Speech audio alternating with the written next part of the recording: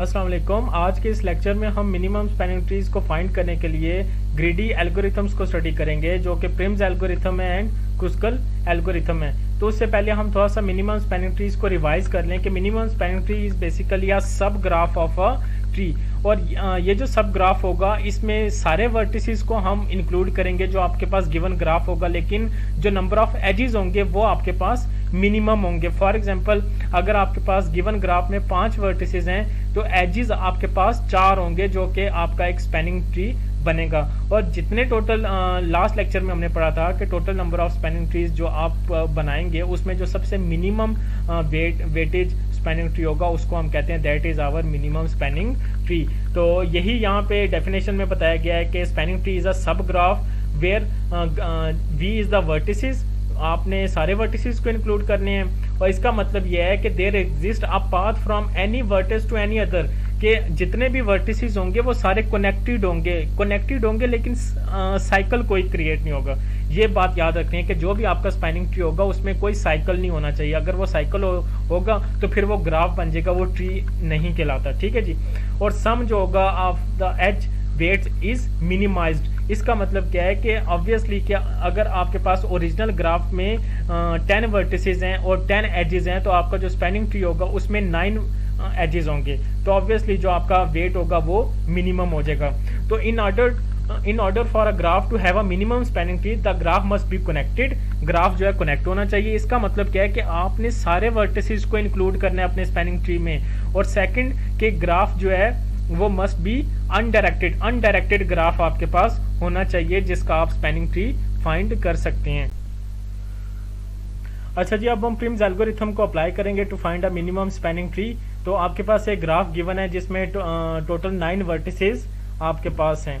तो सबसे पहला जो स्टेप होगा उसमें आपने इनिशियली सारी वर्टिसेस की जो कॉस्ट है वो इन्फिनिटी सेट कर दी, और उसके बाद हम फर्दर जो नेक्स्ट स्टेप में जाएंगे तो आप कोई भी आर्बिट्री नोड ले सकते हैं, स्टार्टिंग नोड जिसको आप कह सकते हैं। ठीक है, लेट सपोज हम ए से स्टार्ट करेंगे और ए की जो इनिशियल कॉस्ट है वो हमने 0 मेंशन कर दी। अब आपने ये बहुत इंपॉर्टेंट है, आपने इसको देखना है कि जो ए के साथ कनेक्टेड वर्टिसेस हैं बी एंड एच, हमने क्या करना है, इनकी जो इनिशियल कॉस्ट है वो इन्फिनिटी है, हमने इनकी कॉस्ट को अपडेट कर दिया। जो एजेस के ऊपर वेट लिखे होंगे उन्हीं वैल्यू से रिप्लेस करने हैं। तो अब आपके पास 2 ऑप्शन है, या तो आप ए से बी पे जाएंगे तो 4 आपका कॉस्ट आएगी और ए से एच पे जाएंगे तो 8 कॉस्ट आएगी। तो हमने क्या करना है, जो मिनिमम कॉस्ट एज होगा उसको सिलेक्ट करेंगे, तो हम मूव करके ए टू बी। अब आपने बी के साथ जितने वर्टिसेस कनेक्टेड होंगे आपने उनकी कॉस्ट को अपडेट करना है, और उसके बाद आपने देखना है कि सबसे मिनिमम एज कौन सा है, ऑप्शन कौन सा है जिसमें आप मूव कर सकते हैं। तो बी से एच की तरफ आप आए तो 11 आते हैं, और ऑलरेडी उसका जो वेट हमने पहले से अपडेट किया वो 8 है, मतलब कम है। तो अगर कम वेट पहले प्रेजेंट होगा तो फिर आपको जरूरत नहीं है कि आप अपडेट करें, तो फिर आप उसे इग्नोर करेंगे। तो बी से सी की तरफ जाएंगे तो 8 आएगा। अब आपके पास 2 ऑप्शन है, ठीक है जी, या तो आप ए से एच की तरफ मूव करें तब भी आपके पास 8 आ रहा है, और अगर आप बी से सी की तरफ मूव करेंगे तब भी आपके पास 8 आ रहा है। तो हम चूज करते हैं कि हम बी टू सी मूव कर रहे हैं। अब सी के साथ कौन सी वर्टिसेस कनेक्टेड हैं, डी कनेक्टेड है, एफ कनेक्टेड है और आई कनेक्टेड है। तो हमने क्या कर दिया, इन सब के वेट्स अपडेट कर दिए। ठीक है जी, इन सब के वेट्स को हमने अपडेट कर दिया, और इनमें अब हमारे पास ऑप्शन कौन से हैं कि 7 ऑप्शन आ रहा है, और सी से अगर एफ की तरफ जाएंगे तो 4 ऑप्शन है, और सी की तरफ आई की वर्टिसेस की तरफ जाएंगे तो 2 हमारे पास वेट आ रहा है। तो सबसे मिनिमम 2 है तो हम 2 की तरफ मूव करेंगे।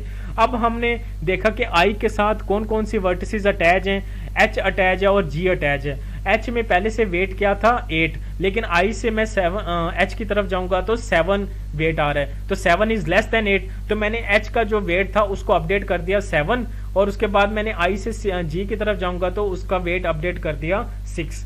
ठीक है जी।